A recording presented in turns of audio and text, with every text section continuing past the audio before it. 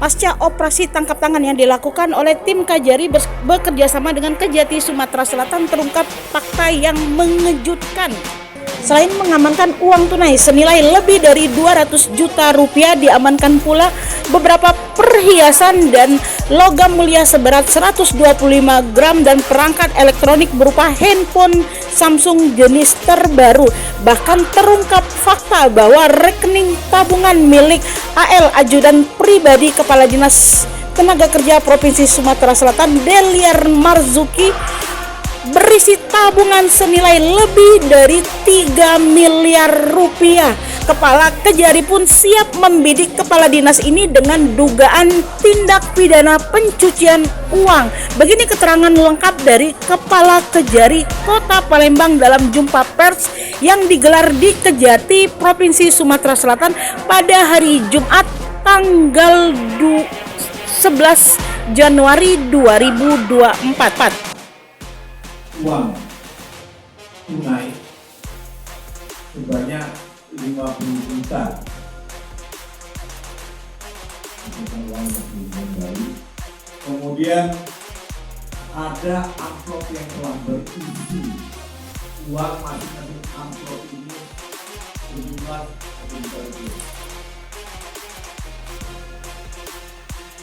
sejumlah ada 117 amplop.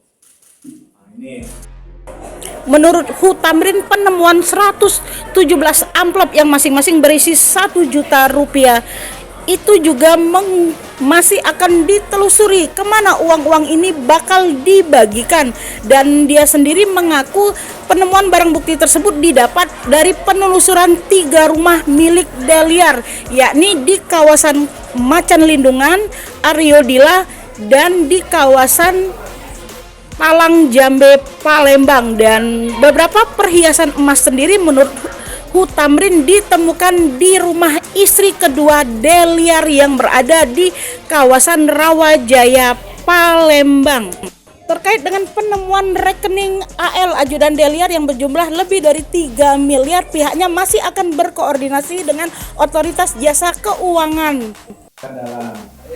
Berkaitan dengan perbankan, kita harus ada mekanisme yang harus kita lakukan, ya, dimana secara khusus untuk rekening di bank itu kita harus izin dulu ke otoritas jasa keuangan, gitulah ya. Jadi tidak sembarang di dalam itu tidak ada mekanisme yang khusus untuk pemeriksaan dan rekening, gitu. Menurutnya hasil temuan tersebut harus dikoordinasikan dengan lembaga otoritas keuangan karena menyangkut sejumlah perbankan. Makanya pihak Kejari dan Kejati Sumatera Selatan masih menetapkan pasal sangkaan gratifikasi kepada Deliar dan ajudan pribadinya AL. Dan tidak menutup kemungkinan jika ditemukan sejumlah fakta-fakta dan keterangan baru dari lembaga keuangan dan perbankan, tidak menutup kemungkinan maka pasal akan berkembang menjadi tindak pidana pencucian uang. Lalu bagaimana modus yang dikembangkan oleh Deliar dalam menjaring keuangan yang didapat dari beberapa perusahaan yang akan melakukan pengurusan sertifikasi K3? Dalam penerbitan sertifikat K3, Kepala Dinas melakukan provokasi kepada perusahaan-perusahaan dengan mengancam untuk memberikan sejumlah uang agar sertifikat tersebut dapat dikeluarkan.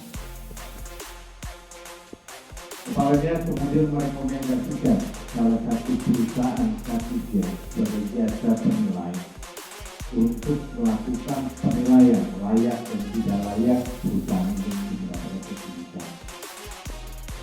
Setelah ditemukan, andil Kepala Dinas mengancam ataupun memaksa investor ataupun perusahaan tersebut untuk menyerahkan uang. Kepala Dinas kemudian merekomendasikan salah satu perusahaan K3 sebagai jasa penilai untuk melakukan penilaian layak dan tidak layak perusahaan ini mendapatkan sertifikat. Setelah ditemukan, andil Kepala Dinas mengancam ataupun memaksa investor ataupun perusahaan tersebut untuk menyerahkan uang. Uang tersebut kemudian ditampung di salah satu rekening perusahaan ataupun pihak penilai di jasa K3. Setelah terkumpul, uang tersebut dikirimkan ke salah satu rekening atas persetujuan daripada kepala dinas dengan jumlah tertentu. Dari modus operandi yang dijalankan oleh DM tidak menutup kemungkinan akan timbul tersangka baru, karena tidak mungkin Dinas Tenaga Kerja Provinsi Sumatera Selatan, khususnya kepala dinas, bekerja sendirian. Beberapa perusahaan bahkan akan diperiksa oleh tim Kejati dan Kejari Sumatera Selatan.